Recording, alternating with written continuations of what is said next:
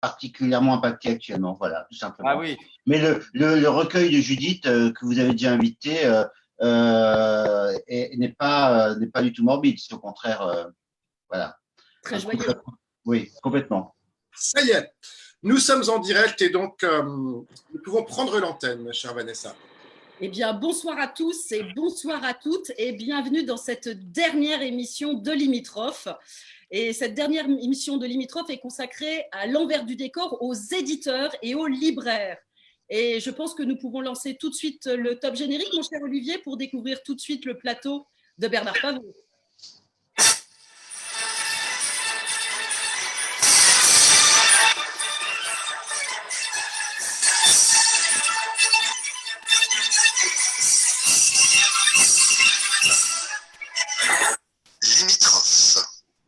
oh là là. Du coup, je ne suis pas à l'antenne.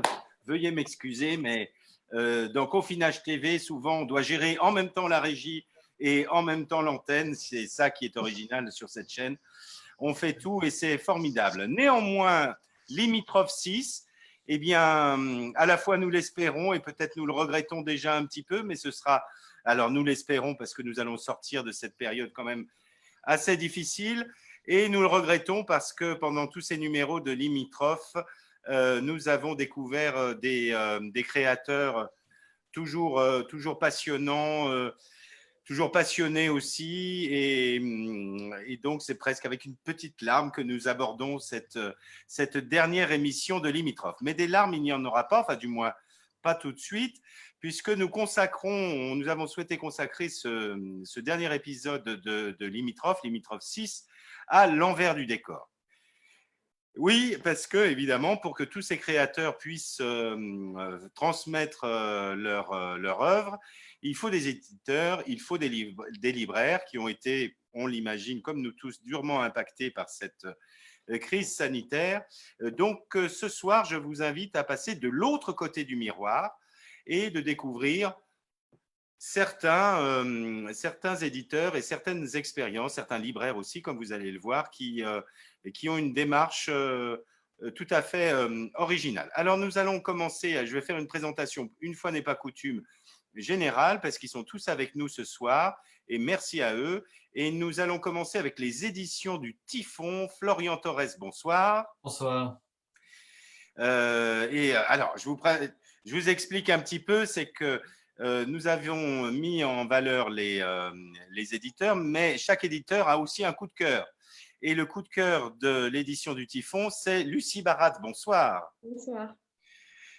Merci d'être avec nous pour son livre Le Chien Noir. Puis, ensuite, nous enchaînerons avec une expérience tout à fait originale, la librairie La Folle Aventure à Trévoux. Alors voilà, on était à Marseille, là on revient en région lyonnaise, à Trévoux. Marie-Noël Epelli, bonsoir. Bonsoir. Vous allez nous raconter cette aventure, oui, c'est le cas de le dire. Votre coup de cœur, c'est à la fois une autrice et un éditeur. Jérémy, pardon, on s'est trompé, on est allé directement à la librairie théâtrale. Excusez-moi, hop là, voilà. Voilà. Jérémy, bonjour. Bonjour. Et votre coup de cœur d'éditeur, c'est Isabelle Hopi. Bonsoir, du coup. Bonsoir. Merci d'être avec nous. L'homme qui n'aimait plus les chats, vous allez nous raconter tout ça. Et là, pour le coup, il a fait déjà une entrée fracassante en scène.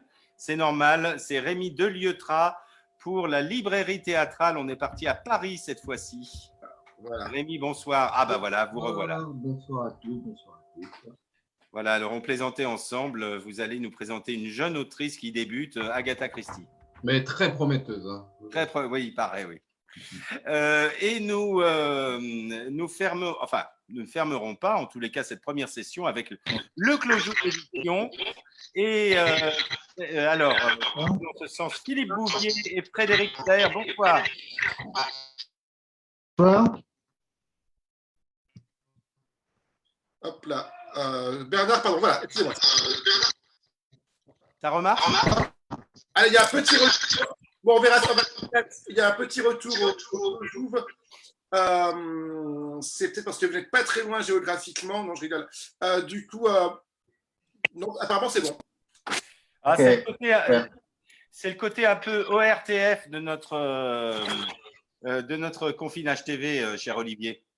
C'est ça. On a des petites coupures. Eh bien, écoutez, foin de présentation, attaquons tout de suite parce que nous avons un menu fort copieux ce soir avec les éditions du Typhon. Et merci à Jennifer Horsveillon qui nous a permis de vous découvrir. Florian Torres, bonsoir. Alors, racontez-nous cette belle aventure des éditions du Typhon. Dites donc, en cette période de catastrophe, vous craignez rien, vous, hein, avec une édition du Typhon? Effectivement, alors bonsoir, on est absolument ravis d'être là, surtout en si bonne compagnie. Alors, c'est une maison d'édition que j'ai fondée avec mon frère, Yves Torres. Voilà, toutes les bonnes idées viennent de lui. Et on a deux collections, une collection qui s'appelle Après la tempête et une autre qui s'appelle Les Hallucinés. Et effectivement, dans cette première collection qui s'appelle Après la tempête, on s'intéresse à la littérature post-conflit. C'est-à-dire, on va voir comme la littérature pousse un peu comme une plante rudérale, vous savez, sur les ruines. Ce qui nous intéresse aussi, c'est de voir le déplacement de la violence après une période de crise, après une période de conflit, de voir ce déplacement de la violence physique à la violence symbolique, par exemple. Bon, on voit les phénomènes de rémanence et avec en toile de fond un petit peu l'horizon de la résilience. Comment s'en sortir, comment aller mieux et comment faire en sorte que le futur ne soit pas la répétition du passé, quoi. Vous voyez, sortir d'un temps traumatique. Dans cette collection, il est souvent question de conflits générationnels. La génération des fils en veut à la génération des pères d'avoir laissé le monde, quoi, dans un tel état. Et on se rend compte que la question, c'est moins comment gagner la guerre que comment gagner la paix, cette violence faite à soi-même. Alors, on a commencé en publiant des auteurs d'un mouvement littéraire anglais, méconnu ici ou oublié et important là-bas. C'est le mouvement des jeunes hommes en colère. Donc, on a commencé avec Harry Andon, John Wayne, Bill Menteur, de Keith Waterhouse, et encore un livre important qui clôt un petit peu le mouvement et frappe le père à mort de John Wayne, qui a obtenu un prix, on en est très fiers, ce sera peut-être le dernier. Très bien. Le prix mémorable initial. Oui, parce que John Wayne n'a rien à voir avec le western américain. Voilà, c'est pas tout à fait le même, c'est un anglais celui-ci. Et ce mouvement, bon, pour aller vite, c'est un peu de la guerre d'Algérie, quoi. C'est un peu 54-62 en Angleterre. C'est un mouvement qui est né des cendres de la Seconde Guerre mondiale, mais également du retour des conservateurs au pouvoir.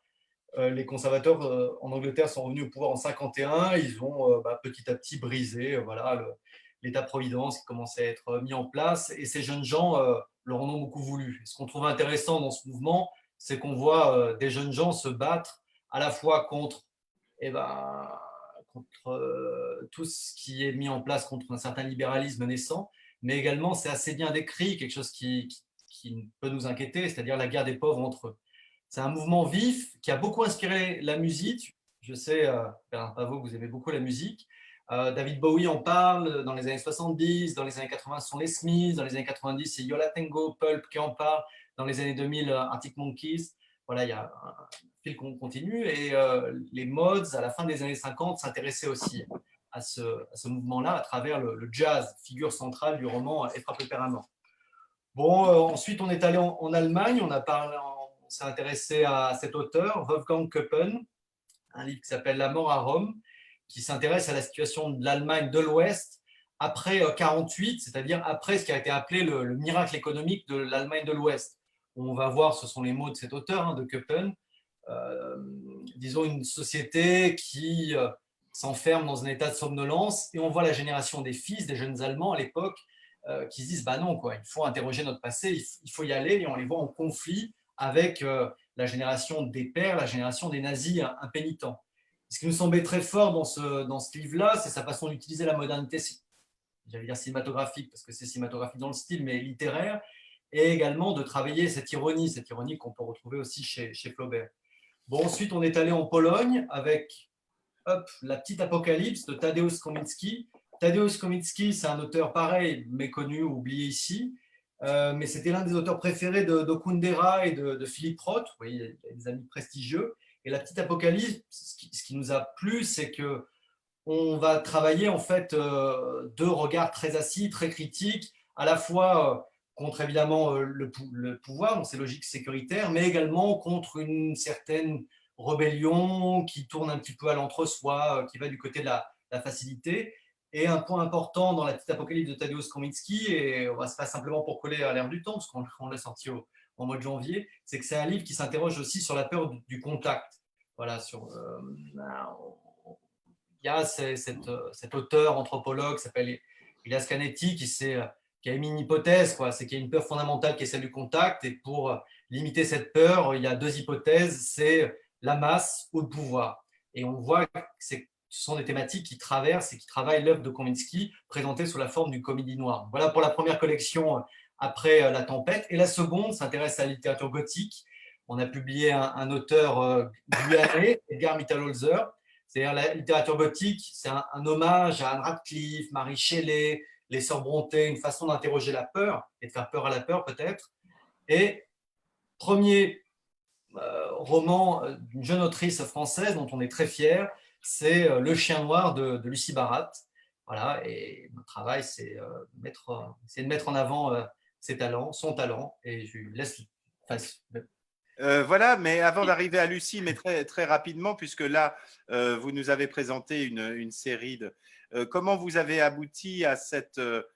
non, ce que je voulais dire, c'est que vous nous avez présenté des auteurs qui étaient liés à une certaine forme de mémoire, enfin, qui étaient inscrits dans l'histoire. Et là, vous êtes parti sur un auteur vivant et contemporain. Enfin, les autres sont peut-être encore vivants, c'est pas ce que je veux dire, mais comment vous avez amorcé ce virage éditorial? Oui, alors c'est vrai que dans un premier temps, on s'est intéressé à la réédition ou à des traductions inédites ou révisées d'auteurs disparus, tout en liant un peu deux problématiques. Pour le dire vite, voilà, ces questions de survivance d'un mouvement et de survenance. Ce qui nous intéressait aussi dans l'histoire littéraire, c'est une question qu'on se pose tous, c'est pourquoi il y a certains auteurs qui disparaissent, certains courants qui disparaissent, pourquoi non, et on suppose, l'hypothèse qui vaut ce qu'elle vaut, qu'il y a comme des œuvres ou des auteurs un peu en attente. Voilà. Et c'est le cas dans le passé et c'est le cas dans le présent. Et on trouvait intéressant de proposer justement ces liens entre passé et présent, mais également de proposer des allers-retours, ces va-et-vient, comme on peut le faire dans une playlist musicale. Vous voyez, dans une journée, on peut écouter le dernier titre qui vient de sortir, en même temps, hop, on va aller voir, je ne sais pas, du côté de quelque chose de plus ancien. Et c'est ce dialogue-là, ce rebond, qu'on essaie de mettre en avant. Alors, Lucie Barat, vous nous direz peut-être en deux mots comment vous avez rencontré ces deux frères passionnés, comme on le voit. Mais d'abord, alors là, j'avoue, je n'ai pas eu le temps de lire le Chien Noir et j'en suis bien désolé. Alors, Le Chien Noir, commençons par le contenu. En général, on faisait un petit pitch, si vous y arrivez, dans cet exercice un peu difficile, et un petit extrait, et puis on en reparle. Ok, alors je commence par le pitch, Allez. sans dévoiler trop l'histoire non plus. C'est l'histoire. Ça commence avec une jeune princesse. C'est un conte. Le Chien Noir, c'est un livre qui est à la frontière entre le conte et le roman gothique. Donc, c'est une jeune princesse qui, à cause on va dire, d'une incartade mineure, d'un petit délit, voilà, elle a enfreint le règlement de son père. Et son père, le roi cruel, la condamne à épouser un homme donc par la force des choses, elle va accepter. C'est un homme extrêmement mystérieux, inquiétant, et puis elle se laisse un peu séduire. Elle s'imagine qu'en épousant cet homme, elle va peut-être échapper à la domination de son père. Donc ça, je peux d'ores et déjà le dire, elle ne va pas rencontrer le grand bonheur auprès de cet homme-là. Elle va vite s'en rendre compte. Mais sur le chemin qui l'amène au château de son mari, elle va sauver un chien lors d'un orage, un petit chien noir, et elle va le prendre sous sa protection. Voilà, ça commence comme ça et j'en dirai pas plus pour l'instant. Non, vous n'en direz pas plus, mais vous allez nous faire découvrir un extrait. Exactement, je vais vous lire un extrait et ça va vous donner une idée de l'ambiance et de ce qui s'y passe un peu parce que… Merci à vous. Alors, j'y vais. Le Chien Noir, Lucie Barat pour Édition du Typhon. Voilà. Plus les jours passaient et plus les nuits étaient sourdes, entrecoupées de torpeur. Au milieu de l'une d'elles, alors que Chasseur avait disparu et qu'un cauchemar l'avait encore réveillée, Eugénie se pencha à la fenêtre de sa chambre. Une grande lune crayeuse lui faisait face, dans un ciel sans étoiles. La forêt s'étendait du pied du château à perte de vue, déployant ses arbres millénaires, ses fougères folles et sa mousse épaisse, seulement repoussée par une mer hostile qui avait taillé l'île en falaise. Ce gros morceau de terre sur lequel était bâti le palais semblait arrimer au plus solide des rocs, tranchant et silencieux, immuable et immortel, à peine effleuré par les cycles de la nature, à peine habité. Depuis les hauteurs, Eugénie observait ce monde plongé dans l'obscurité et la fraîcheur de cette nuit d'été, bercée par l'odeur un peu écœurante d'une végétation humectée. Elle savoura la quiétude de cet instant. Montait à elle le ululement d'une chouette, le crissement d'un grillon, le coassement d'une grenouille à l'abri des regards sous des couches et des couches de feuilles sombres imprégnées d'humidité. Elle soupira doucement. Soudain, un hurlement terrible, comme un rugissement, transperça la tranquille symphonie de la forêt, si puissant et si effrayant qu'Eugénie en trembla instantanément. Le sang gelait d'un coup. Un hurlement de bête qui arrachait le calme de la nuit, lugubre et rageur. Eugénie reprit son souffle en frémissant et chercha du regard. À quelques arpents du château, la canopée était secouée par une force invisible. Elle referma précipitamment la fenêtre, vérifia le verrou de la porte et se réfugia dans ses draps couleur d'oubli. Pour se réconforter, elle ferma les paupières, elle s'imagina avec son chien enroulé près d'elle, la masse chaude de son corps qui pesait sur le lit et retenait les draps. Sa respiration se détendit. Elle compta les imperceptibles soulèvements de sa chair à mesure qu'elle inspirait et expirait le silence. Un peu engourdie par le froid solitaire de l'obscurité, la jeune reine se sentit bientôt happée par un assoupissement irrépressible. Elle ne tarda pas à se rendormir. Son être se laissa tomber dans les couches de couverture et de matelas. Son esprit s'abandonna à l'ombre du sommeil et le songe la gagna entièrement. Elle se promenait dans le château, le cœur léger. Elle sautillait sans savoir où elle allait. Elle arpentait gaiement des couloirs austères 100 fois visités. Une brillance inconnue attirait son attention. Elle découvrit une petite porte d'or, à peine cachée derrière les reflets damassés d'un rideau. Elle frappait, une main invisible lui ouvrait. Elle se faufilait à genoux dans l'entrebâillement. Elle se relevait éblouie, elle sentait la joie irradier son visage alors qu'une intense lumière fauve lui crachait aux yeux. Ses pupilles s'habituaient à l'éclat du lieu, et la jeune reine devinait au fur et à mesure une chambre tapissée d'or pur, d'argent, de platine et de cuivre, éclairée de toutes parts de torches enflammées qui lançaient des rayons clignotants dans tous les sens. Sous ses pieds, en lieu et place des meubles, s'étalait une multitude de richesses brillantes et pailletées. Ondoyant dans les airs, frêles et graciles, une voix de femme chantait une mélodie impénétrable, chargée d'une mélancolie étrange à laquelle la jeune fille était totalement indifférente. Saisie d'une excitation inédite, Eugénie s'exclamait de ravissement et glapissait de plaisir. Elle jetait son dévolu sur l'un des coffres à jouets scintillants de pierres multicolores qui se trouvaient devant elle. Le couvercle résistait, elle forçait la serrure et l'ouvrait en grand. Ce qu'elle y découvrait la figeait de stupeur. Elle passait de la joie la plus extatique à la terreur la plus insoutenable. Elle reculait comme possédée, en ouvrait un second, un troisième, un quatrième. Les uns après les autres, les coffres déversaient sous ses yeux médusés leur contenu dégoulinant, un entassement de morceaux de chair poisseux, pestilentiels et noirs comme le charbon. La voix qui flottait fredonnait, Eugénie comprenait alors et s'approchait de ces tronçons de matière organique et viciée. Elle se penchait précautionneusement. C'étaient des cœurs de jeunes filles, des centaines de cœurs de jeunes filles, arrachés à leurs entrailles, pourrissants, malades d'amour. Notre jeune reine se réveilla avec un cri d'horreur. Le matin livide était de retour qui tapait sur les carreaux de la fenêtre. Merci. Avec plaisir. Oui, très bien. Alors, du coup, on entend qu'on est passé du gentil conte de fées à une version quand même beaucoup plus gore. Comment vous êtes arrivé à cette littérature? Vous étiez une passionnée, que sais-je, de Lovecraft, de Dracula et autres Charles Nodier ou J'ai eu une passion pour la littérature gothique, plutôt fantastique même, vraiment, quand j'étais adolescente. Donc oui, j'ai lu Nodier, mais j'ai lu aussi Mérimée, Théophile Gautier, Le Horla. Enfin voilà, ça c'était vraiment ce que je lisais quand j'avais 16-17 ans. Oui, Edgar Allan Poe, hein, parce qu'elle. Edgar Allan Poe, évidemment, ça c'est partie de mes auteurs favoris. Ouais. Le cœur qui est sous le parquet n'est pas loin, là, il est dans le coffre. Complètement. Non, non, mais c'est sûr, hein, c'est même, y a beaucoup d'images qui viennent de l'univers d'Edgar Allan Poe. Je pense au Masque de la Mort Rouge, je pense au Chat Noir, évidemment. J'ai lu aussi Lovecraft un peu plus tard, mais je pense que ce qui m'a attirée vers le roman gothique, et là je pense plutôt à Anne Radcliffe ou aux Sœurs Brontë, c'est vraiment la lecture de l'abbaye de Northanger de Jane Austen. Parce que ce que j'ai trouvé très intéressant dans ce livre-là, donc je ne sais pas si parmi vous, quelques-uns l'ont lu, justement, Jane Austen s'amuse avec le roman gothique. C'est presque une parodie de roman gothique. Toute l'histoire est de savoir quelle est la réalité et comment une jeune fille peut acquérir l'expérience de la réalité en passant par le roman. Ça raconte l'histoire, pour ceux qui ne l'ont pas lu, hein, ça raconte l'histoire de Catherine Morland, je crois que c'est ça son nom de famille, donc une jeune fille qui est un petit peu garçon manqué sur les bords, qui aime bien jouer avec ses frères et sœurs et qui va aller passer un séjour à Bath. Donc, vous savez, Bath en Angleterre, où se passe tout un tas de soirées extrêmement chic, et donc elle va rencontrer une autre jeune fille qui a beaucoup plus d'assurance dans la vie et qui lit des romans, qui lit énormément de romans, et elle ne lit que du roman gothique, elle aime se faire peur.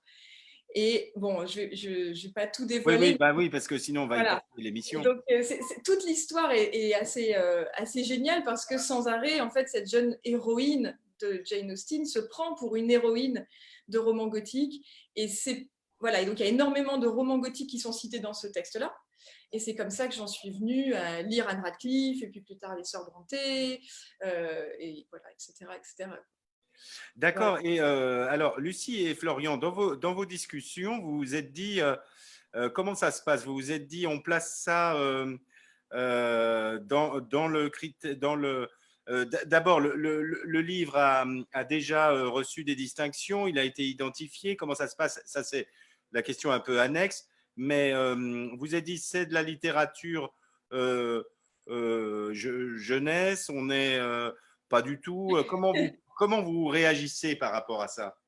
Alors oui, le livre est sorti début mars, avant le confinement. Voilà, on a eu du nez. Donc, il n'a pas eu le prix du confinement? En tout cas, dans nos cœurs, oui. Et voilà, donc on va beaucoup se mobiliser ensuite pour le défendre parce qu'il mérite. Et ce qui se passe, non, ça reste de la littérature adulte. Et ce qui est intéressant aussi, c'est qu'en plus de la qualité du texte, hein, du Chien Noir, grâce au travail de Lucie, on a pu rencontrer Elisabeth Lemire, qui est une universitaire qui a beaucoup travaillé aussi sur le conte. Et on s'aperçoit dans ce texte, en fait, qu'il y a véritablement toute une filiation de l'histoire féminine de la littérature. Et Lucie s'inscrit là-dedans, et c'est formidable. Si ça reste quelque chose d'adulte, pour reprendre une phrase qui est citée dans la postface, c'est que ce texte, en fait, il brode sur des fantasmes en offrant des fantasmes sur lesquels broder. Vous voyez, cette proposition faite avec le lecteur. Mais encore, vous l'avez senti, hein, on est comme ça peut-être dans les archétypes du conte, mais ensuite, petit à petit, on va ailleurs, au cœur du mal, dans une certaine mesure. Bon. Très bien, merci pour cette magnifique proposition. Je vois que mon Mac me dit que la batterie est faible, contrairement à vos propositions artistiques. Donc, je vais me débrouiller pour le brancher tout de suite, parce que sinon, ça va mal se passer. Bravo à vous. On revient en fin d'émission tout à l'heure, bien qu'on a déjà pris du retard, mais c'est pour la bonne cause, pour parler justement du livre après le Covid. Quels enseignements, quelles idées, qu'est-ce que vous allez mettre en place pour qu'on puisse découvrir et que le livre notamment de Lucie Barat nous parvienne au plus près. Merci Lucie, à tout à l'heure. Je vais brancher, regardez ça, voilà, ça devrait être dans une prise électrique, ça ne l'est pas. Et par ordre d'André en scène maintenant, c'est Marie-Noël Epeli pour la librairie La Folle Aventure. Ne m'en veuillez pas, je vous dis rebonjour et je vais brancher l'ordinateur. D'accord. Hop. Ah oui, ça devient compliqué. Qu'est-ce que je vais faire Ce sont les coulisses de Limitrophe. Tout voilà, on débranche le vidéo proche. Bienvenue Marie-Noël en tout cas. Oui, merci. Oh là là, le retour de Bernard Pavot dans le studio, mais il n'est pas très loin, je crois. Excusez-moi, tout s'est débranché, voilà. C'est terrible. J'ai fusillé mon vidéoprojecteur, mais ce n'est pas grave. La production nous en offrira un autre. Alors, Marie-Noël Epeli, la librairie La Folle Aventure, qu'est-ce que c'est que cette affaire-là? Merci à Gennaro qui nous a donné l'occasion de nous rencontrer. Eh bien, voilà, oui, bonjour. C'est une aventure qui est un peu hors du commun. On est dessus ce projet depuis 3-4 ans. Il n'y avait plus de librairie à Trévoux. La librairie avait fermé. Et un petit groupe d'habitants a souhaité qu'on rouvre une librairie à Trévoux. Donc le chemin a été long et on a trouvé heureusement un local magnifique au début du quartier Renaissance, dans la vieille ville, très bien placé. Et dans ce local, on a à la fois un lieu qui est la librairie, une vraie librairie indépendante, gérée sous forme coopérative. C'est une SIC avec des coopérateurs qui ont mis de l'argent personnel ou bien des organismes qui nous ont aidés, et qui est tenue par une libraire, Audrey Ziane, une libraire professionnelle salariée de la SIC. Et il y a un local de 70 mètres carrés pour la librairie. Juste derrière, une belle salle de 30 mètres carrés qui nous sert de salle d'exposition, de rencontres, de spectacles, d'animations diverses. Alors, c'est formidable, mais… Moi, je suis présidente de l'association. Voilà, mais je vous coupe, on va y revenir.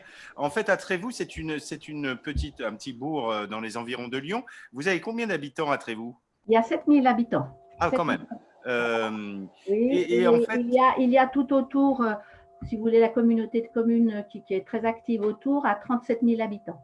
Oui, oui. Mais en fait, comment ça s'est passé? Parce que au fond, pour moi, il y a un certain paradoxe. D'un côté, vous vous êtes mobilisé pour remonter une librairie, on va y revenir, mais de l'autre côté, pourquoi la librairie, enfin, la librairie l'ancienne faisait plus ses affaires? Vous étiez déjà des soutiens de l'ancienne librairie? Comment ça s'est passé? Elle a fermé sans demander d'aide. Ça a été dommage de ne pas pouvoir la soutenir, mais elle a un petit peu jeté l'éponge assez vite. Son local était petit, elle était assez seule, elle avait des problèmes de trésorerie, donc on n'a pas pu faire la liaison, si vous voulez. Mais comment vous vous êtes connus tous, là, les amis de la librairie, en quelque sorte? Eh bien, si vous voulez, il y a un fort groupe d'habitants qui croient à l'économie sociale et solidaire dans le secteur. Et il y a eu une création d'un club d'investisseurs qui s'appelle des Cigales.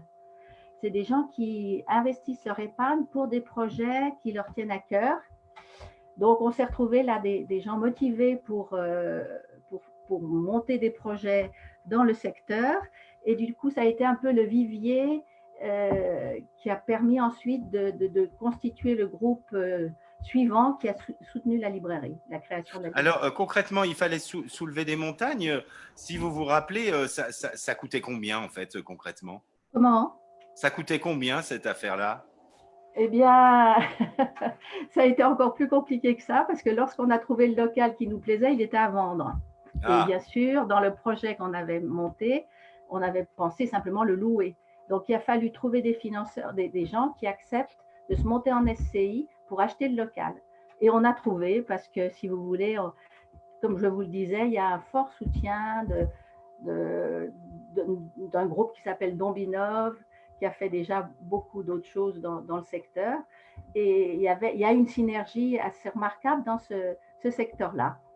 Donc, la SCI s'est créée. Elle nous loue le local. Du coup, là, en cette période un peu difficile, elle accepte qu'on ne paye plus les loyers. Donc, voilà, c'est un beau soutien. Et on a fait des levées de fonds jusqu'à la hauteur pour acheter le stock. Je crois qu'on est allé jusqu'à 40 ou 50 000 euros. Ah oui. Oui, parce que si vous voulez, il faut 5 000 ouvrages pour un local de 70 mètres carrés, ce qui correspond à l'activité d'une libraire. Alors, vous avez eu une forte couverture presse. Décidément, la couverture presse derrière moi, elle est un peu compliquée ce soir. Oui. C'est pas grave, on va faire avec un fond bleu. Mais du coup, j'ai perdu la question que je voulais vous poser. Oui, ces aspects très techniques de la SCIC, parce que le propos de l'émission, c'était de se dire, tiens, voilà des exemples aussi qui peuvent être dupliqués ailleurs. Si c'est possible, rapidement, comment ça fonctionne? Une SIC, alors c'est une coopérative, comme il existe d'autres coopératives, mais l'intérêt, c'est que beaucoup d'associés peuvent être joints. Nous, la part est à 50 €, on s'engage sur 5 ans. Donc, ça ne fait pas énorme, hein, si vous voulez. Donc, on est 70 coopérateurs, certains ont mis beaucoup plus. Donc, ça a permis de créer de la trésorerie. Et ce qui est intéressant dans cette société coopérative d'intérêt collectif, une SIC, celle qui gère la librairie, c'est que les associés, les coopérants qui ont mis de l'argent, ont le droit légalement de venir aider dans le commerce.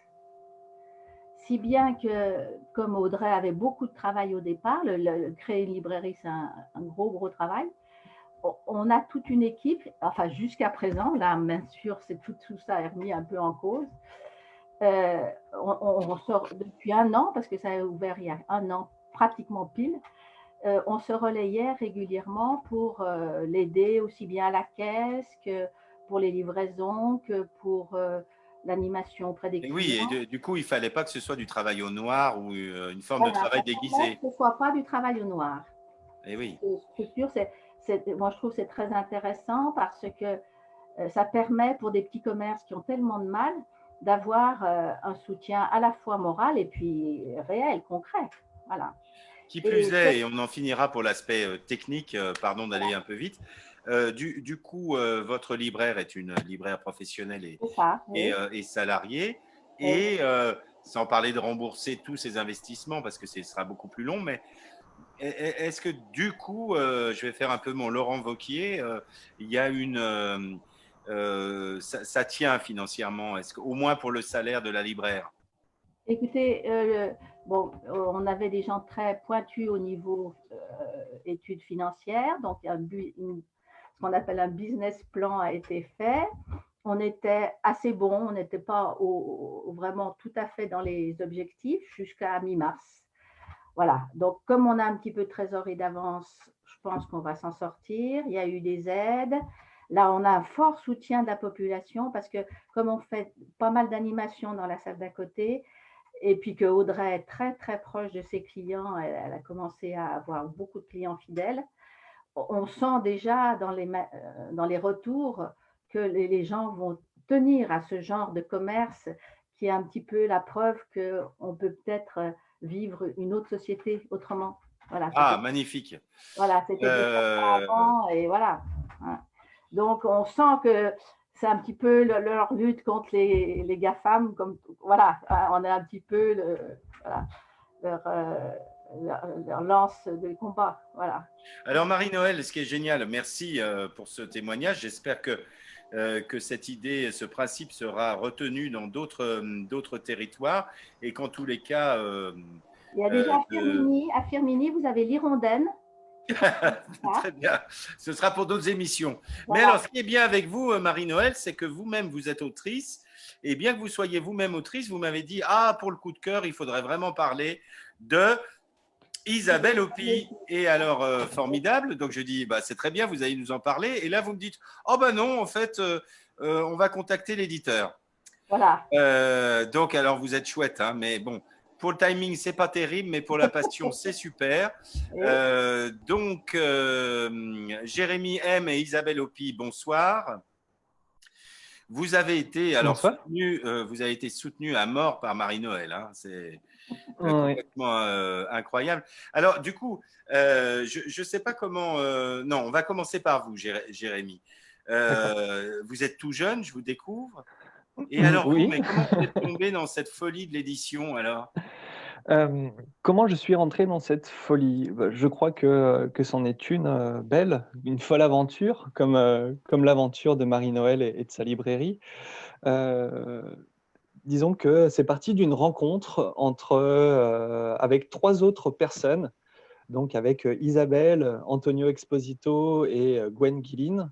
Isabelle Hopi, l'autrice. Isabelle Hopi, tout à fait, sur Internet, sur une plateforme, un réseau social d'auteurs dédié en fait au partage de textes où n'importe qui peut venir pour publier, pour rendre public en fait un poème, un roman, une nouvelle ou simplement un coup de gueule.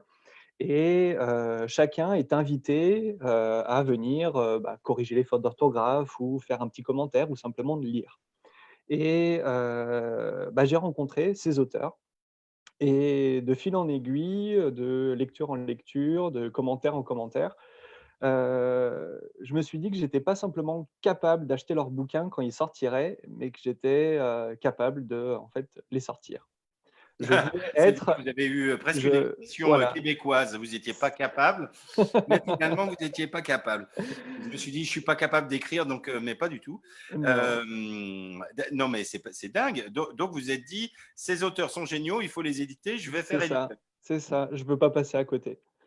Et je voulais être celui-ci. Et du coup, je leur ai parlé de cette idée folle. Ils m'ont dit oui, en me disant aussi en même temps non, parce que c'est une folie. Parce que globalement, on aura peut-être l'occasion d'en reparler hein, concernant un peu l'état, le marché du livre aujourd'hui et Oui. le- l'ambition d'en faire une activité professionnelle, ce n'est pas une évidence. Je pense qu'on en reparlera un peu plus tard. Et du coup, voilà, j'avais 5 textes, 3 auteurs, avec la perspective qu'ils continueraient d'écrire, que cela ouvrirait après à d'autres voies, à d'autres paysages aussi littéraires, pour petit à petit suivre une sorte de, de trajectoire éditoriale. C'est un peu comme ça que je le définis. Alors, du coup, Euh, je vous coupe, oui, pardon, parce qu'on n'a pas dit le nom de votre édition. Ça devient les éditions du penseur, mais pas du celui penseur, tout à fait. qui se prend la tête sur le globe, Non, c'est mais le c'est le penseur avec un qui A. soigne les plaies. C'est ça. C'est donc ça vient du mot hein, pansement, mais qui en fait n'est pas que dans une logique de soigner des plaies. Il y a dans le mot penseur donc le son et en même temps l'écrit qui se mélangent. Donc on pense à celui qui réfléchit comme le penseur, celui qui va soigner effectivement. Donc il y a déjà la notion de l'écriture qui arrive, dire que à lire et à voir un texte, on atteint un sens qui est différent. Et je souhaite, moi, porter une littérature qui essaye, au travers des mots, d'apporter une différence, de nous faire entendre un écart et ainsi de essayer, comme les éditions du Typhon en ont parlé tout à l'heure, de rebondir, cette notion de résilience qui se fait aussi à travers l'acte d'écriture des auteurs et de la rencontre qu'un lecteur pourrait faire par l'intermédiaire d'un livre. Donc c'est une littérature qui est un peu à cheval entre la littérature blanche comme de la littérature de l'imaginaire, qui nous ouvre en fait une autre perspective sur la réalité à travers des œuvres de fiction, que ce soit de la fable philosophique sociale, que ce soit du conte mythologique, que ce soit du roman très baroque, comme Lucie, excusez-moi, j'ai oublié votre prénom. Pardon. Ouais, non, mais c'est pas grave. Un Non, peu mais c'est parlé tout à formidable. l'heure. Cela dit, vous avez un sacré coup de bol. Pardon, je vous coupe, Oui, hein, mais c'est pour qu'on arrive vite parce que c'est vous-même qui oui, bien sûr. m'avez dit je veux que Isabelle puisse défendre elle-même son bouquin. Mais vous avez, alors du coup, vous êtes vraiment l'exemple que la passion, ça donne des bons résultats parce que du coup, vous éditez Isabelle Hopi et Isabelle Hopi, L'homme qui n'aimait plus les chats, vous attaquez votre premier bouquin, première maison d'édition et vous faites un carton. Alors, Oui, alors c'est donc un premier roman pour Isabelle, premier ouvrage publié aux éditions du Penseur en mars 2019, donc presque un an, enfin un peu plus d'un an. Et le livre a eu de très beaux échos au sein des libraires, dont Marie-Noël et Audrey Ziane de la librairie La Folle Aventure.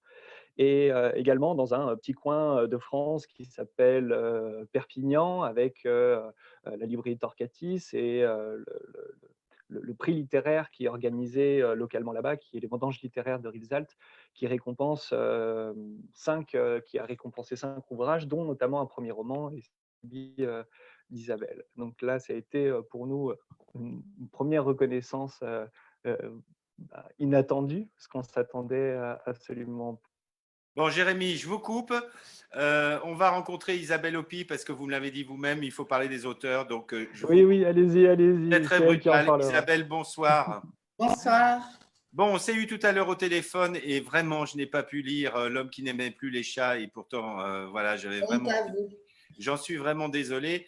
Isabelle, en même temps, on s'est dit, parce que une partie oublions la polémique sur les applaudissements, mais enfin, vous bossez quand même tous les jours dans la lutte contre le Covid. Donc, c'est formidable. Bravo à vous. On s'est dit en même temps qu'on n'allait pas parler de ça, histoire de changer pour une fois. Mais quand même, bravo à vous. Alors, quand vous n'êtes pas au CHU de Bordeaux, vous écrivez des bouquins, vous? Oui, un peu difficile en ce moment. Mais oui, normalement, je prends sur mon temps libre, comme beaucoup d'écrivains, je pense, avant d'arriver à vivre de sa plume. Après, il y a probablement une grosse intrication entre mon travail, parce qu'en fait, je suis kinésithérapeute en réanimation, donc au CHU de Bordeaux, et actuellement en secteur Covid. Et c'est vrai que mon travail nourrit ma plume depuis… de tout temps, c'est une espèce de vase communicant, de la même façon que ma façon de d'écrire ou de peser mes mots influe énormément dans mon relationnel avec les patients. Alors, on va rentrer dans le vif du sujet. Je vais vous demander deux choses avant cette mauvaise expression de nous présenter votre livre rapidement. Peut-être techniquement, ce qui serait bien, c'est que vous vous rapprochiez un peu de votre ordinateur parce que vous avez un super contre-jour derrière vous qui est très joli artistiquement. Voilà. Voilà, on vous voit un peu mieux. C'était exprès le contre-jour pour flouter le visage, en fait, mais c'est pas grave. Oui, mais je pense que votre ordinateur n'a pas besoin du contre-jour pour flouter le visage. C'est dommage, d'ailleurs. Alors, L'homme qui n'aimait plus les chats, qu'est-ce que ça raconte sans nous dévoiler la chute?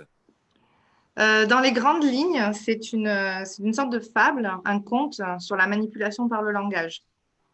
En fait, ce livre est né d'une situation un peu ubuesque, comme on peut en avoir un peu tous les jours. Ces espèces de manifestations flagrantes de mauvaise foi que vous pouvez avoir par altération du langage, quelqu'un qui vous désigne une chose que vous connaissez depuis 10 ans par un autre mot. Voilà, ça se voit dans nos médias, ça se voit chez nos hommes politiques, ça se voit dans notre travail, ça peut se voir auprès de certains proches. Vous avez certaines personnes qui sont très très fortes pour la mauvaise foi. D'ailleurs, un gène là-dedans. Et quelque part, je me suis retrouvée pour une énième fois confrontée à ça et avec cette question de « mais qu'est-ce que je fais ? Qu'est-ce que je fais le jour où on m'appelle un chat, où on m'appelle un chien, un chat ?» Parce qu'il y a cette fameuse expression « pourquoi appeler des chiens des chats ?» Et donc, tout est parti de là. Et donc, j'en ai fait une réalité. Donc, sur une île… un petit peu, moi je me suis énormément inspirée de l'île d'Ouessant, qui est une île magnifique. Je vous conseille d'aller y passer les vacances quand ça sera autorisé. Voilà, sur une île, vous avez des gens qui vivent de manière déjà un petit peu atypique, puisqu'on ne va pas s'isoler sur une île au large du continent avec un mode de vie très particulier pour rien. Et ces gens-là ont des chats qui se baladent un peu partout. Et un jour, les chats disparaissent. Voilà, du jour au lendemain, sans qu'on sache comment ni pourquoi. Et l'administration va les remplacer par des chiens. Mais ce sont des chats, puisqu'on vous dit que ce sont des chats, et puisque tout le monde les appelle des chats.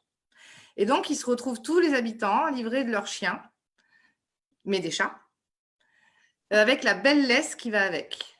Et donc, ils sont tous en train de se demander, et il y a différentes réactions au sein de cette communauté, et on suit un narrateur un peu étrange, puisqu'on ne sait jamais ni son nom, ni à quoi il ressemble, ni ce qu'il fait, de cet homme qui est à la fois distant de tout, qui ne se sent pas à même de pouvoir porter un jugement sur ce qui lui arrive, sur le monde qui l'entoure, qui ne se sent pas assez peut-être intelligent, pas assez cultivé, et qui a pourtant cette intelligence émotionnelle et ce langage extrêmement simple et en même temps avec beaucoup de fraîcheur et beaucoup de poésie. Et ça a été un plaisir d'incarner ce rôle. Ça a été un plaisir d'incarner les différents rôles parce que dans la particularité de cette dystopie-là, comme il peut y en avoir beaucoup, de dystopie sur l'arrivée d'un régime totalitaire, sur la dictature, sur la manipulation du langage ou quoi que ce soit, ou sur la privation de liberté. Il y a aussi une grosse réflexion sur la dictature du besoin, sur cette création de besoins artificiels par rapport à de vraies nécessités. Je pense qu'aujourd'hui, c'est très d'actualité. Isabelle, ne partez pas, parce que je sais que si je vous laisse faire, vous allez faire toute l'émission et on sera à vous écouter demain à 5h du matin. Est-ce que vous nous faites entendre quel passage vous pouvez nous faire? Alors, peut-être un passage qui va être terriblement réducteur, mais un début, on arrive à Ouessant, qu'est-ce que vous nous avez choisi? Alors moi, j'ai pas choisi parce que je n'avais pas vraiment prévu de lire un truc, mais Ah bah sinon, on lit pas. si, non, non, mais ça va se faire, je vais vous prendre.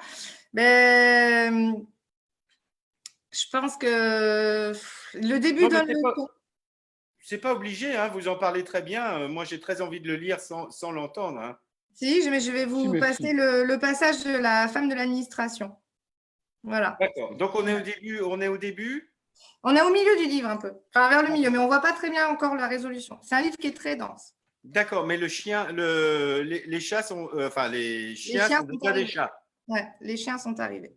Ok, merci. Quand je suis rentrée après le repas, elle m'attendait. Le vent n'arrivait pas à la décoiffer et son chignon impeccable, dont rien ne dépassait, me fascinait. Elle avait de l'élégance, impossible de le nier. Je comprenais pourquoi le professeur en était tout retourné. N'empêche, il y avait aussi un truc pas honnête chez elle, comme un masque, comme si elle n'était qu'une image, un rôle, une fonction. Bon, si j'étais totalement franc, à ce moment-là, je ne savais pas ce qui me chiffonnait chez elle. Du coup, j'ai haussé les épaules et je n'ai pas cherché plus loin. Après coup, c'est toujours facile de mettre un sens à tout, toujours plus facile de voir ces petits signes avant-coureurs. Bref, elle m'attendait. Et moi, après le sermon, Bartok et le repas chez Ludo, je n'avais aucune envie qu'on m'emmerde. Alors j'ai passé ma porte comme si de rien n'était. Et elle marchait derrière moi, comme si je l'avais invitée. Je suis restée là, un bel idiot, à la regarder faire. Elle ne disait rien. Elle inspectait la maison comme si elle avait l'intention de l'acheter. Elle a même ouvert les placards. De temps en temps, elle me souriait. Moi, je devais avoir une tête de hareng. Le vieux du phare me comparait toujours à ça quand je tournais en rond comme un poisson qui avait perdu son banc. Bah là, tout pareil. Elle a fini sa petite inspection, m'a bien mis mal à l'aise dans ma propre maison, puis elle s'est assise et m'a offert une chaise. Ensuite, on a parlé. « Vous n'êtes pas venu chercher votre chat. Vous devriez, vous risquez de ne plus avoir le choix du modèle. Ce n'est pas des chats, ça, c'est des chiens. Mais si tout le monde les appelle des chats, c'est que ce sont des chats. Vous pouvez appeler de la merde une rose, que ça sentira toujours la merde. Et qu'est-ce qu'un chat, selon vous ? 4 pattes, une queue, des poils et des moustaches, et ça miaule. Ils ont 4 pattes, une queue, des poils et des moustaches. Nos chats miaulent aussi. Mais non, ils aboient. Voyons, ne dites pas de sottises. Ils miaulent puisque ce sont des chats, et ce sont des chats puisque tout le monde le dit. Un chat, ça chasse les souris. Mais les nôtres aussi, ils chassent ce que vous voulez. Ils vous obéissent, ils s'adaptent à vous, à vos besoins. Ils sont ce que vous leur ordonnez d'être. Je n'ai pas besoin de vos chats. Mais bien sûr que si, voyons, c'est pour ça que je suis là, parce que vous m'avez appelé, vous m'avez fait venir. Mais je n'ai pas besoin de vos chats à vous, je peux très bien vivre sans. Mais pourquoi vivre sans, puisqu'on vous les offre ? Essayez avant de juger, ils servent à se sentir moins seul, à créer des liens, à garder la maison des intrus. Grâce à lui, vous pouvez rencontrer des gens lors des promenades, des personnes qui partagent le même centre d'intérêt. Pourquoi vous faites ça ? Faire quoi ? Pourquoi vous changez le nom des bêtes ? Pour que chacun comprenne bien de quoi on parle. C'est important, la façon de parler, n'est-ce pas ? De nommer les choses. Parfois, les noms changent parce que les anciens ne correspondent plus. Ils n'évoquent pas l'idée entière ou ils évoquent de fausses idées, des associations malheureuses. Et les chiens, ils véhiculaient quoi comme idée pour qu'on les appelle des chats ? Elle a souri sans répondre, puis elle s'est levée pour sortir de ma maison. Vous devriez essayer d'avoir un chat. On ne juge pas sans savoir. Ben, c'est génial. C'est génial. Mais alors, bon, on était dans la littérature d'inspiration gothique tout à l'heure. Là, on est plutôt dans l'anticipation presque politique. C'est votre connaissance de l'absurdité de l'administration qui vous a donné cette intuition de… Il y a beaucoup de ça. Vous savez, dans l'hôpital dans lequel je travaille, on a un service qu'on appelle le PASS, la médecine transculturelle. C'est un service de médecine dédié aux migrants. Et il y a quelque chose de terrible, en fait, c'est qu'il n'y a pas si longtemps que ça, ces gens-là, on les appelait des réfugiés. Aujourd'hui, on les appelle des migrants. Et vous n'avez pas du tout le même ressenti, la même imprégnation entre quelqu'un qui vient chercher refuge et quelqu'un qui fait partie d'une espèce de vague envahissante. C'est complètement différent. Et pourtant, moi, ces gens-là, je les soigne aussi. C'est des individus qui ont énormément souffert. J'ai aucune envie d'avoir les raisons qu'ils ont de quitter leur pays. Et il y a tout ça qui rentre en jeu. Il y a nous, dans le soin, là, maintenant, on ne dit plus qu'on prend en charge un malade parce que c'est dégradant pour le patient. On dit qu'on le prend en soin. Bon, la première fois que j'ai entendu ça, je me dis, vous savez, moi, j'ai toujours mal au dos, en fait, parce que mon patient, il pèse toujours ses 80 kilos. Et on m'a toujours expliqué que normalement, une femme ne doit pas porter plus de 15 kilos. Mais ce n'est pas grave, moi, mes 80 kilos, je me les porte tous les jours. Il y a toute cette connotation. Le travail, maintenant, on ne parle plus de pénibilité au travail. Il y a tout ça qui est fait. Dans certains sens, ça peut être une très bonne chose parce que c'est vrai qu'on peut avoir un discours, nous, en tant que soignants, extrêmement traumatisant pour le patient. Je sais que moi, il y a un truc sur lequel je sensibilise parfois mes internes ou les stagiaires avec qui je suis. Quand j'ai des fois des médecins qui me disent « Oh là là, il est inquiet quand même, il est angoissé ce patient ». Et je regarde, je me dis « Mais il est en réanimation. Si tu n'es pas angoissé quand tu es en réanimation dans ta vie, tu n'es jamais angoissé, mon gars. » Et il y a une espèce de trucs qui se passent. Et de la même façon, quand on fait des aspirations bronchiques aux patients, on dit « Monsieur, je vous aspire ». Et moi, mais tu te rends compte ce que ça veut dire ? Je vous aspire à un malade ou je vous manipule. Mais manipuler, c'est un mot qui est horrible. Donc, dans ces cas-là, ça peut être très intéressant de penser les mots qu'on donne, mais c'est à double tranchant. Et beaucoup de gens les utilisent malheureusement contre nous. Et j'ai aimé incarner ce narrateur qui a une voix en fait très simple pour l'opposer au discours de l'administration qui est très cadré, très machin. Et lui, il est tout le temps en train de chercher ses mots et en même temps, il place comme ça des idées sans jamais prendre parti. Et ça, c'était rafraîchissant, ça, c'était intéressant. Parce qu'en plus, il explore tous les comportements, parce que chaque personnage va avoir des comportements différents, entre celui qui va y aller en gros bourrin, qui va se prendre un mur, celui qui va retourner dans son phare tout seul parce qu'il veut voir personne, parce que le monde est con, voilà. Il y a tout ça qui se joue. Et quelqu'un qui essaye de faire avec et de ne pas juger. C'était intéressant. Eh bien, en tous les cas, non pas vous nous aspirez, un petit peu aussi, mais vous nous inspirez beaucoup, Isabelle Hopi et Jérémy. On reste ensemble. Bravo pour votre travail. Encore une fois, c'est un repérage un coup de cœur de la librairie La Folle Aventure. Et pour le coup, merci à vous. Hein. C'est très émouvant et magnifique. La Folle Aventure, plus qu'une librairie, et je ne vous ai pas posé la question, mais vous y avez répondu quand même. Voilà, on se retrouve un peu plus tard. Je chevauche et… Merci Marie-Noël. Je chevauche les kilomètres et nous partons à Paris dans un lieu absolument mythique que si vous ne connaissez pas, eh bien, il faut que lors de votre prochain voyage à Paris, vous arrêtiez, je vais y arriver, rue Marivaux, c'est ça, hein? Absolument, 3 rue de Marivaux. Rue Marivaux, Rémi Delieu-Traz, qui est le local de l'étape d'un trio de passionnés qui bossaient dans la librairie théâtrale quand elle a fermé, il faut bien dire ça. Cette librairie mythique qui existait, vous allez tout nous raconter depuis des siècles, on a presque envie de dire. Et c'est vous, les jeunes, les salariés qui avaient décidé de relever le truc et de dire c'est pas possible que cette librairie ferme. Voilà, donc la librairie théâtrale, elle existe depuis 1852. Elle a vu passer énormément d'apprentis comédiens et de comédiens qui sont devenus souvent des comédiens confirmés, des gens de théâtre, des passionnés de théâtre, des gens qui font du théâtre en amateur.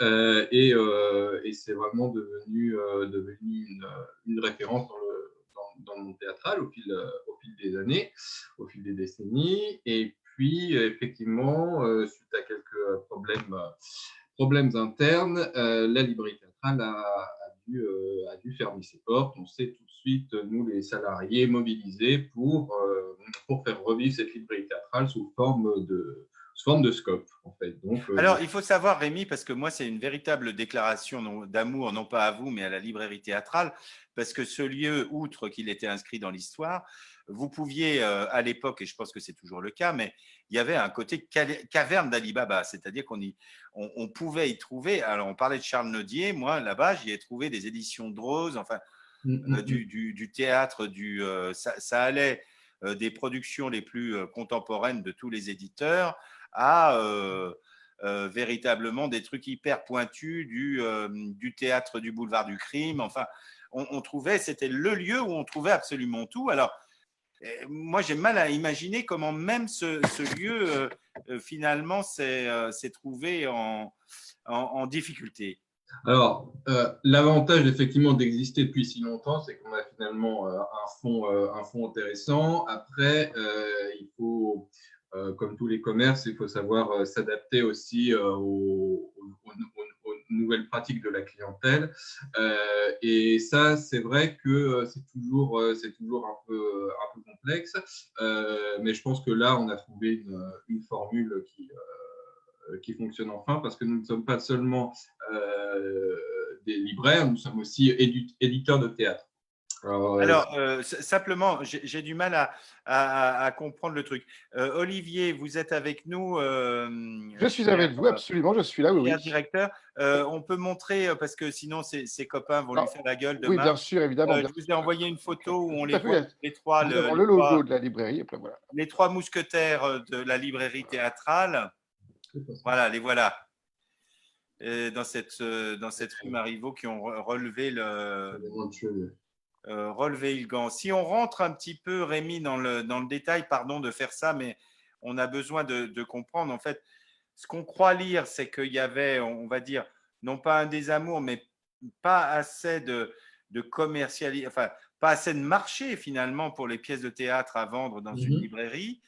Et vous êtes en train, mais je ne comprends pas pourquoi l'édition, entre guillemets, vous a donné un souffle d'air, y compris financier. Non, l'édition a toujours enfin, elle existe depuis 1852, c'est à la fois une librairie et une maison d'édition. Ah, je ne savais pas. Voilà.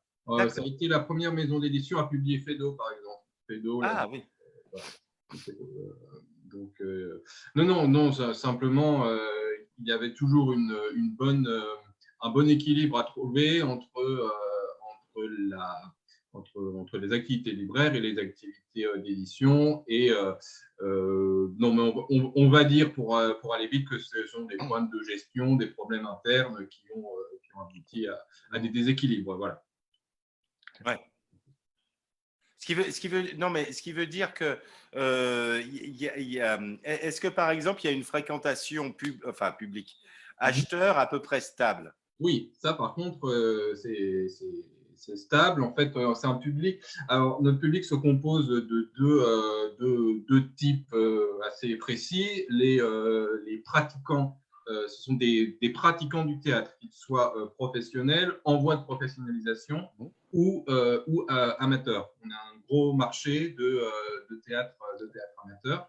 Il y a plusieurs dizaines de milliers de troupes de théâtre en France. Et voilà, on fonctionne sur ce marché-là. Donc, c'est un marché qui est à la fois assez réduit et qui comprend beaucoup de personnes. Parce que vous savez qu'il y a quand même beaucoup de personnes qui aspirent à pratiquer, soit qui pratiquent l'art dramatique, soit qui aspirent à le pratiquer en tant que professionnel. Donc ça forme un socle, si vous voulez. Voilà. Oui, parce que je dis encore une fois, parce que c'est un vrai centre de ressources et ce n'est pas toujours évident de savoir où chercher. Alors, bon, pour les amateurs, on va dire, mais ce n'est pas méchant, on peut trouver, je crois que c'est Raoul Taburin, c'est Taburin qui s'appelle, c'est ça? Taburet. Pardon? Taburet, voilà, qui est un blockbuster chez les compagnies amateurs, tout autant que, évidemment, les bouquins que vous avez mis en valeur de Brooke, Jouvet et compagnie, et les pièces contemporaines. Voilà. L'idée, c'est que tous les types de théâtre puissent être représentés. En fait. Voilà. Et d'ailleurs, c'est d'autant plus vrai que dans votre boutique, en fait, vous pourrez croiser des gens, voir des gens très connus, et en même temps, la compagnie amateur qui vient chercher son bouquin. Exactement. Non, vraiment, vous avez un endroit tout à fait exceptionnel que personnellement, j'adore. Par contre, je ne connaissais pas l'édition, la partie édition, et je m'en excuse. Et alors là, vous nous avez trouvé des pépites. Alors, bon, pour la librairie, je crois, j'ai dit tout ce qu'il fallait pour encourager à vous contacter, à aller chercher. Si vous avez un truc que vous n'avez pas, allez à la librairie théâtrale. Je précise également spectacle vivant. Un site internet très performant qui est librairietheatrale.com qui permet de faire des recherches de pièces, notamment par nombre de personnages et par durée. Donc, si Ouais, alors ça, c'est pas un encouragement, hein, mais c'est bien pratique. Ah bah, en tout cas, ça nous a sauvés pendant ce confinement. Voilà. Ouais. Mais vous avez raison, parce que vous êtes aussi acteur, Rémi. Je signale à tous nos amis que cet homme-là, qui vient quand même de Haute-Savoie, hein, donc c'est dire s'il est parti de loin, il se joue Bérénice, Andromaque, Britannicus tout seul. Ouais, Phèdre. Et j'ai profité de ce confinement pour apprendre une 6e pièce de Racine. Je joue des pièces de Racine en solo.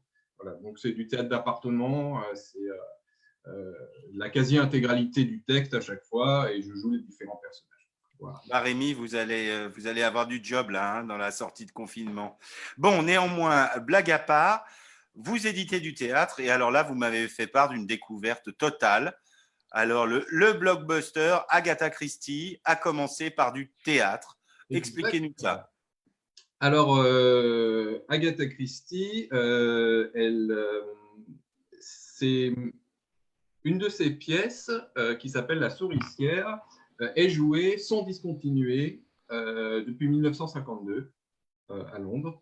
Celle-là est un petit peu, peut-être un petit peu connue en France, peut-être l'adaptation des 10 petits nègres, mais on oublie que Agatha Christie, elle a écrit du théâtre avant d'écrire des romans. Et souvent, ces pièces de théâtre, c'est à partir de ces pièces de théâtre qu'elle a écrit ses romans. Je pense en particulier à Mort sur le Nil, où elle avait commencé à écrire la pièce de théâtre.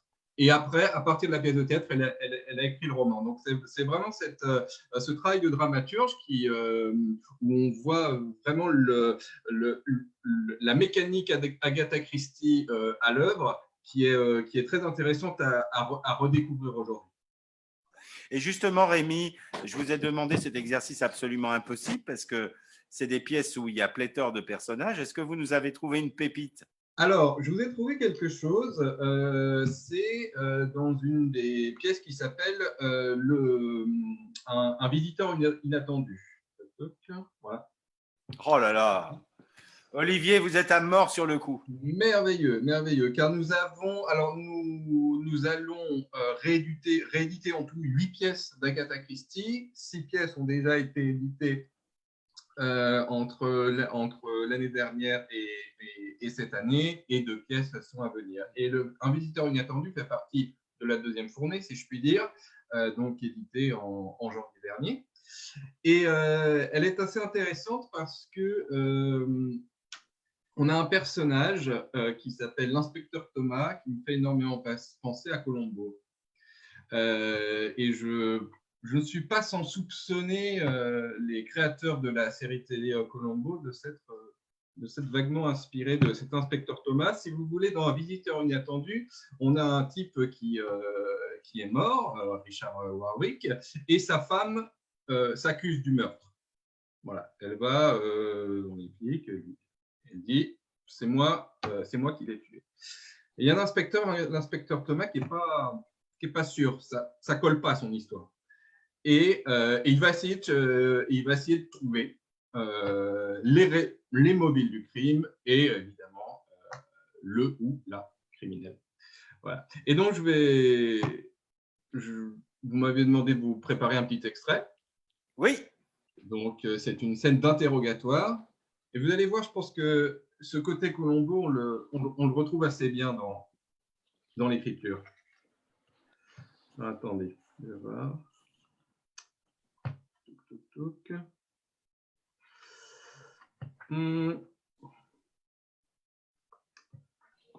Attendez, excusez-moi. Hein. Voilà. Vous faites votre Colombo, Rémi. Donc, Colombo. Monsieur Warwick roulait sur la route principale et un petit garçon a surgi en courant. Impossible de l'éviter. Monsieur Warwick l'a renversé. Il ne pouvait pas faire autrement. Il roulait trop vite. Non, l'enquête a parfaitement établi qu'il roulait à la vitesse autorisée. C'est ce qu'il a affirmé, effectivement. Et ça a été confirmé par mademoiselle Warburton, l'infirmière. Elle était avec lui dans la voiture. Et elle regardait le cadran de vitesse pile à ce moment-là. Il faut croire, elle a estimé que la vitesse au moment du choc était entre 30 et 35 km/h. Monsieur Warwick a été complètement innocenté. Le père du gamin avait une autre version des faits. on peut le comprendre. Monsieur Warwick avait bu, je crois qu'il a bu un verre de whisky. Bon, merci, je crois que ça ira pour l'instant. Goff se lève vers la porte à jardin. Après un moment d'hésitation, il se retourne. Pardonnez-moi, mais est-ce que Monsieur Warwick a été tué par un de ses revolvers? Ça reste à déterminer. Tout ce qu'on sait, c'est que l'assassin, en sortant, est tombé sur un Monsieur Stoker qui allait vers la maison pour demander de l'aide. Ils se sont heurtés l'un à l'autre et dans la collision, le meurtrier a perdu une arme. Monsieur Stoker l'a ramassée, c'est celle-ci. Il désigne la table. D'accord, je vois. Merci, monsieur. Il va s'en aller. À propos, savez-vous s'il a eu de la visite hier soir particulièrement, à ma connaissance? Goff sort. Avant qu'il sorte, l'inspecteur Thomas l'arrête. Si vous voulez mon avis, ce type est très désagréable. Je ne le sens pas du tout. Je pense comme vous, mais j'ai aucune confiance en lui. Je suis juste en train de me dire qu'il se passe quelque chose de clair derrière cette histoire d'accident. Il se rend subitement compte que l'inspecteur est juste à côté de lui, alors il se lève précipitamment. Il nous a peut-être pas tout dit au sujet d'hier soir. Qu'est-ce que c'est? La brume de novembre se dissipe en décembre. C'est un poème? Non, non. Ça a l'air d'être un poème. Voilà. Et donc, de fil en aiguille, il va arriver à comprendre que tous les alibis sont faux, en fait, de tous les côtés. Et ça va être au fil d'interrogations diverses et variées. Et on voit vraiment la mécanique d'Agatha Christie qui est à l'œuvre, cette noirceur et puis cette virtuosité aussi dans l'écriture. Donc, c'est vraiment très agréable de voir justement de voir ça autrement que dans le roman ou même autrement qu'au cinéma. Voilà. Eh bien, écoutez, Rémi, moi, je croyais avoir une culture théâtrale absolument encyclopédique. Et ben, vous m'avez calé ce soir sur ce théâtre d'Agatha Christie qui, effectivement, nous fait penser qu'il a été pompé pour Colombo. Bravo pour cet extrait qui me donne envie. Et donc, je vous le dis tout de suite. Je vais commander les 10 bouquins. Comment je fais? Je vais sur votre site? Voilà, librairie-théâtrale.com. Le site a été refait pendant le confinement, justement. On en a profité. Donc, normalement, il est très intuitif. Vous verrez, ça n'a aucun… Et si vous ne voulez pas avoir un conflit demain matin en réunion de direction, on n'a pas nommé vos deux collègues. Charles-Henri Ménival, Guillaume Benoît, donc, que je salue, qui sont très certainement en train de nous regarder en ce moment. Mais je n'ai pas compris le premier, moi.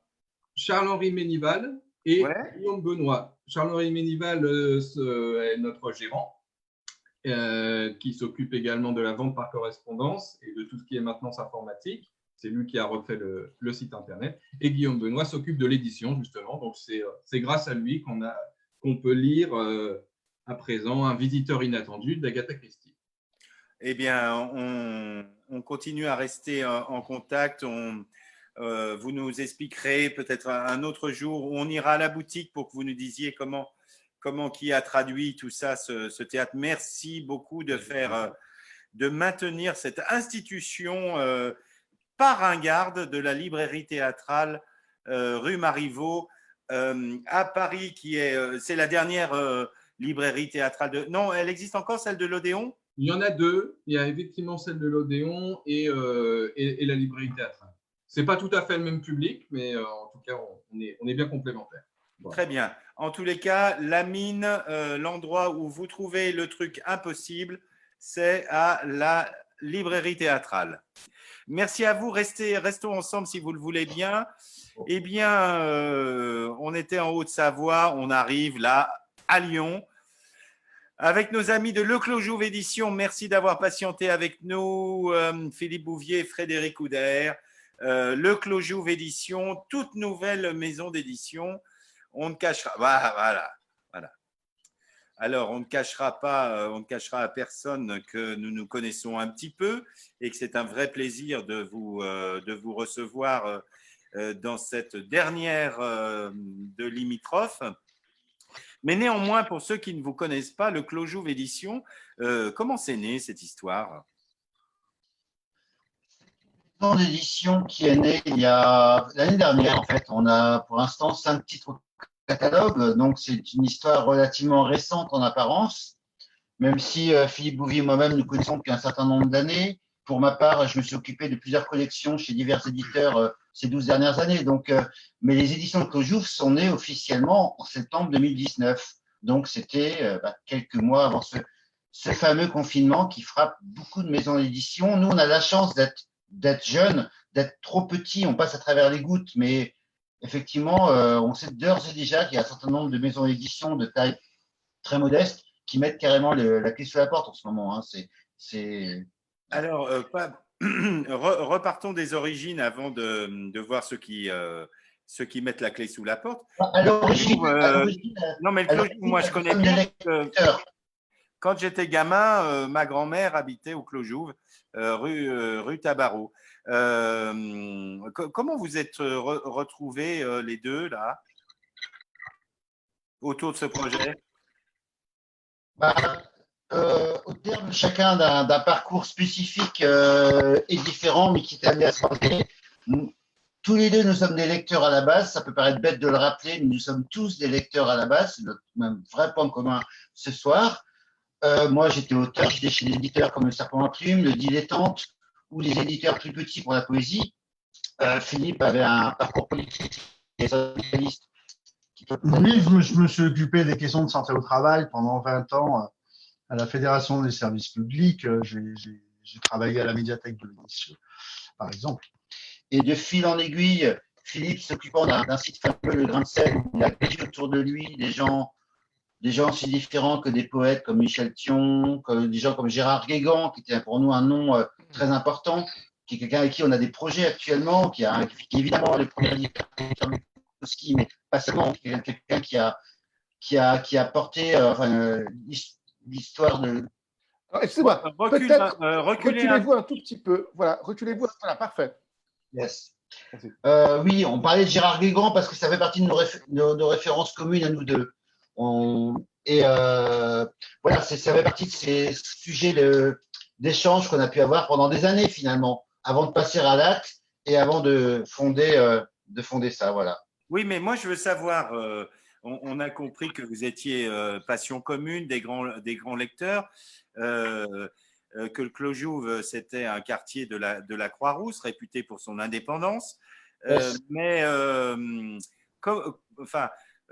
ça n'explique pas qu'on décide de monter une boîte d'édition. Sur quel constat vous êtes parti? Ah, ils sont partis? Non, pas du tout. Non. Sur quelle envie? Je suis parti d'un constat, mais sur quelle envie? Sur un désir qui avait résisté parfois à certains échecs. Moi, je suis au milieu de l'édition, je le connaissais bien encore une fois, avec plusieurs casquettes. J'avais vu des choses plus ou moins fonctionner, dysfonctionner.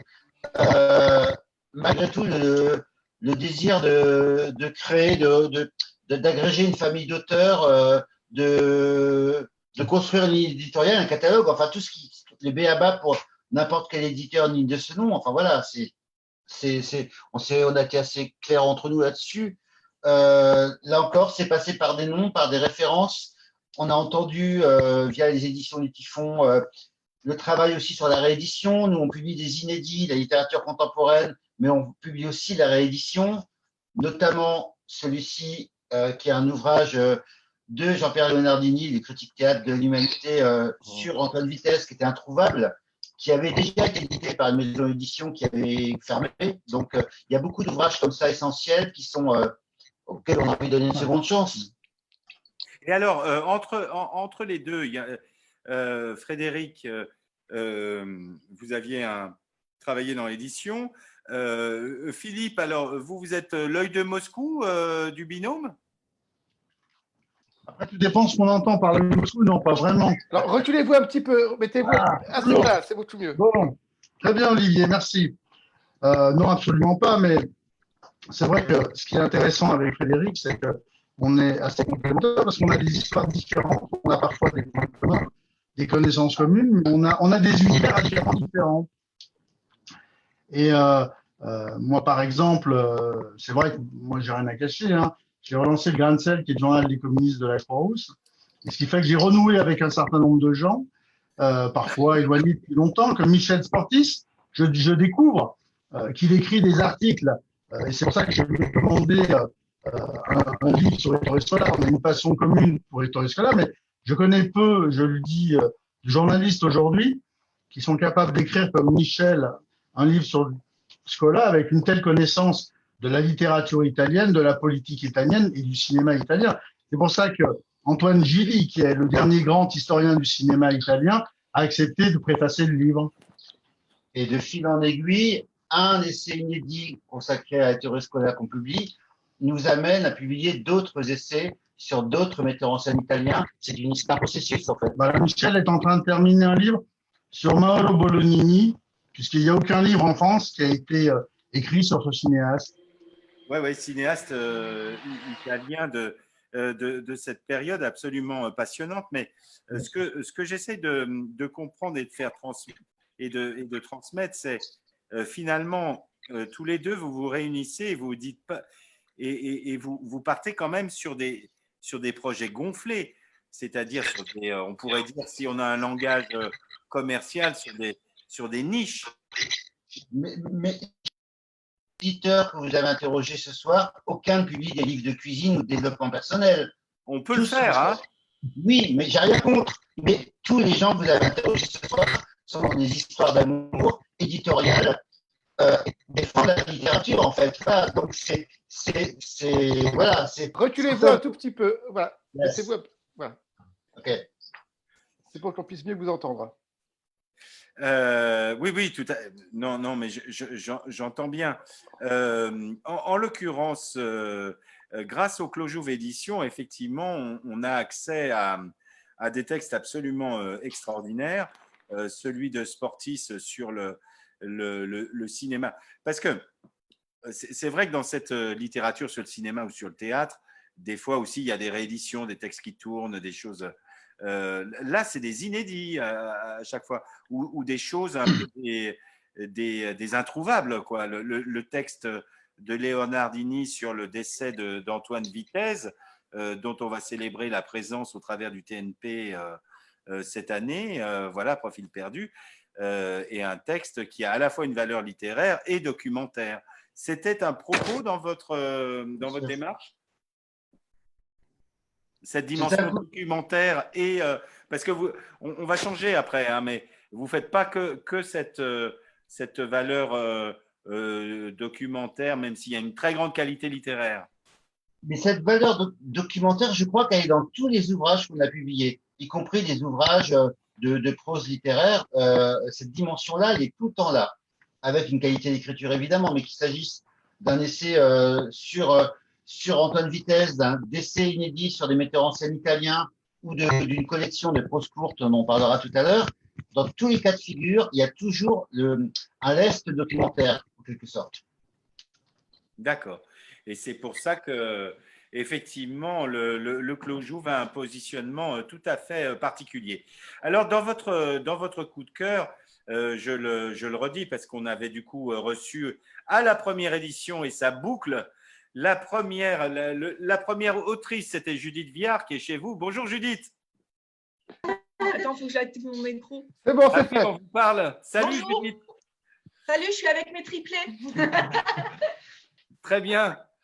Et donc, on clôt, entre guillemets, en ouvrant vers l'avenir avec le Clos Jouve qui vous édite.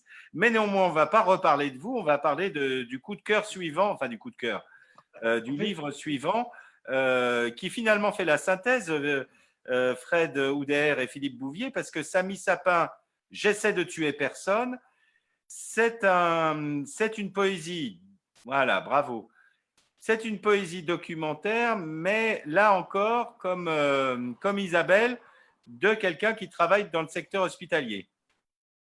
Absolument. Samy Sapin, ce n'est pas son premier recueil. Contrairement au recueil de Judith Viard, Samy Sapin avait déjà publié un recueil très remarqué l'année dernière aux éditions de l'Arbre Vengeur et chez Gros Texte. Ce recueil-ci, c'est une poésie documentaire sur son travail d'infirmier qu'il fait toujours actuellement, hein.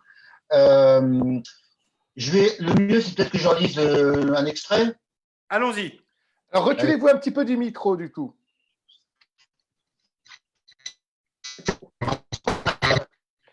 Ouh là là, mais il y a de la... Éloignez-vous un petit peu, il y a de la friture sur l'œil de Moscou. Éloignez-vous un petit peu du micro, peut-être. Voilà. On vous entend.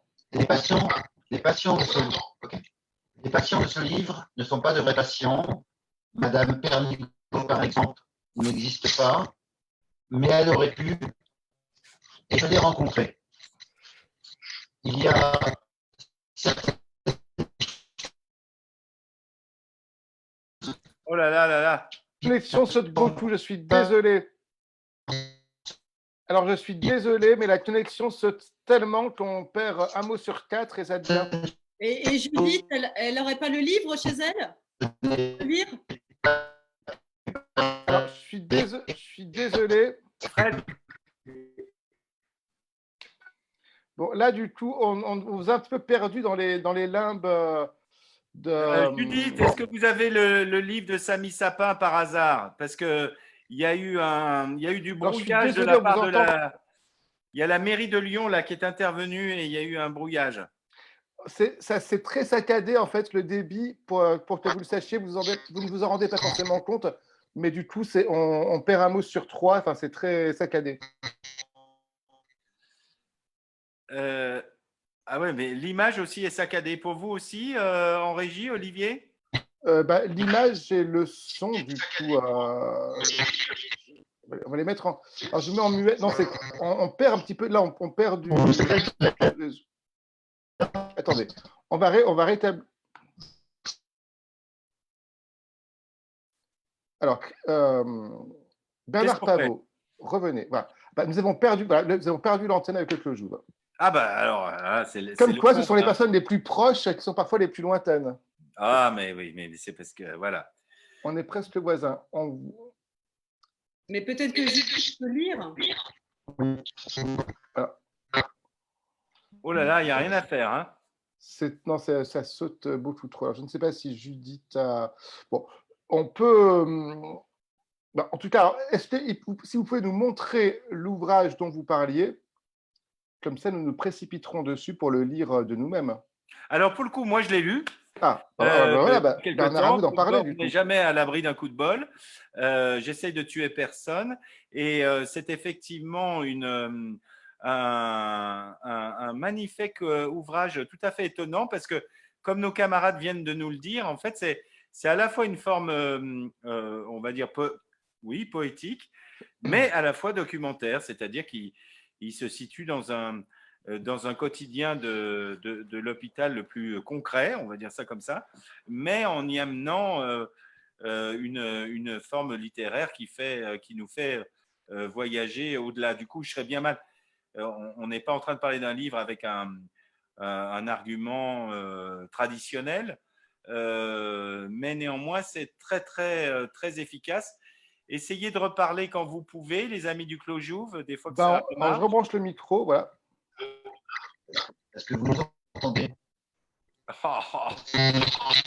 Ah, c'est moyen. Non. Le Clojouve va avoir des subventions à demander pour acheter des ordinateurs. Bon. Voilà. Bon, bah alors du coup, on est un petit peu embêté. On aurait bien voulu découvrir. Alors moi, je sais dans les coulisses de l'émission de Limitrophe que Samy Sapin est aussi un ami de Grégoire Damon, parce que Grégoire nous en a parlé l'autre jour dans l'émission Limitrophe numéro 3. Bien, et bien écoutez, on a fait un beau voyage. Je voulais signaler, cher Olivier, avant que soit on rende ou qu'on passe à un autre thème, je voulais signaler que le village du livre de Cuisery, qui est aussi un volet dont on n'aura pas parlé ce soir, mais qui est le volet de la seconde vie des livres, réouvre, je les ai eus au téléphone tout à l'heure, ils réouvrent le 16 mai, donc ils sont en plein boulot pour se mettre en ordre de marche. Dans la région lyonnaise, le village de Cuisery est le village des livraires où vous pouvez là aussi trouver énormément de ressources de livres bien des fois épuisés, dont les grandes éditions. Et mon camarade Richard Jaillet me racontait que les ventes les plus importantes qu'ils avaient en ce moment étaient sur la poésie par Internet à l'international. Comme quoi, même dans une situation aussi troublée que la nôtre, la poésie sait aussi trouver son chemin et ça boucle avec les éditions du Clos Jouve dans notre réalité confinée, déconfinée, on ne sait plus quoi dire. Olivier. Alors, merci beaucoup Bernard Pavot. En tout cas, l'idée de cette dernière émission de Limitrophe était de passer effectivement de l'autre côté du miroir, c'est-à-dire de se poser la question de la réception de l'œuvre à travers les éditeurs qui sont un peu les éclaireurs et qui vont défricher les textes, puis les libraires qui assurent la diffusion de ces textes, puis les lecteurs évidemment, puisqu'il n'y a pas d'auteur sans lecteur.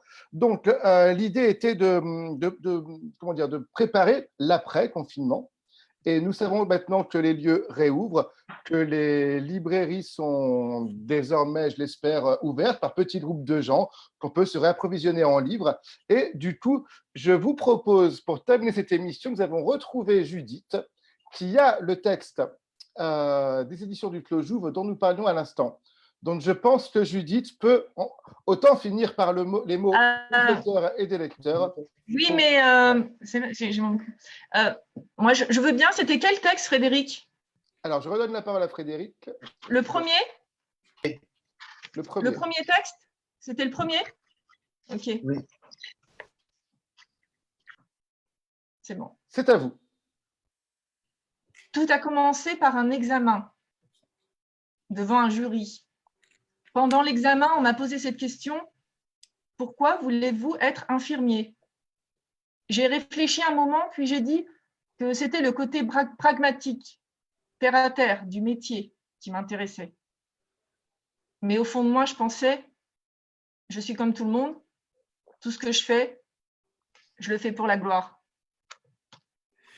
Bravo, merci Judith. Merci Judith.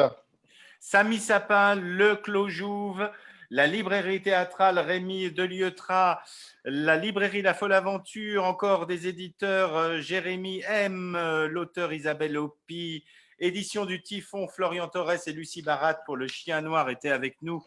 J'ai malheureusement pas le temps de passer sur l'écran de Sur tout le monde, mais voilà, enfin Non, mais notre cher Antoine va faire des relais pour que dès demain et surtout après le confinement, nous gardions le contact. Une fois de plus, ça va coûter cher à la prod de nous acheter tous ces bouquins. Hein. les subventions. Ah oui, on va demander des subventions pour continuer à… Non, après, c'est un autre sujet. Je vous propose qu'on l'aborde peut-être hors plateau, si j'ose dire. Du tout, la question de est-ce que le Covid est une chance ou pas pour l'économie du livre? Est-ce que ça a boosté le livre numérique? Est-ce que le numérique est-il un avenir pour le livre? Je n'en sais rien. C'est un vrai débat en soi. Je vous propose qu'on l'aborde dans une prochaine émission, cher Bernard. Très bien, Olivier. Écoutez, nous allons clore en beauté avec cette diversité des livres, des idées et de cette parenthèse qui n'a pas été que désenchantée. Pour moi, au travers de Limitrophe, elle a été enchantée à chaque fois par la découverte et la discussion avec tous ces créateurs. Je remercie très, très fort, évidemment, vous, Olivier, mais aussi Cédric Duroux qui nous a tellement orientés, aidés, soutenus de ses conseils, repérages et réseaux et amis. Bien sûr.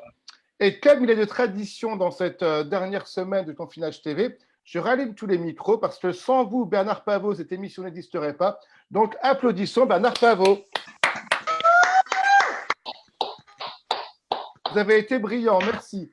Je vous propose qu'on envoie le générique de fin, cher Bernard, et puis nous nous retrouvons hors plateau pour discuter de tout ça. Mais grâce à vous, nous avons des sujets de réflexion et des objets de lecture pendant un long temps.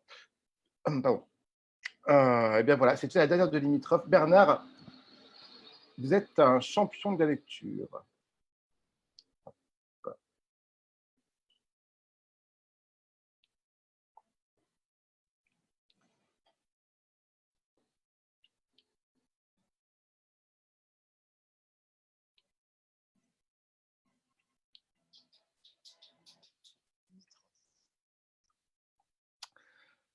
Voilà, merci. Je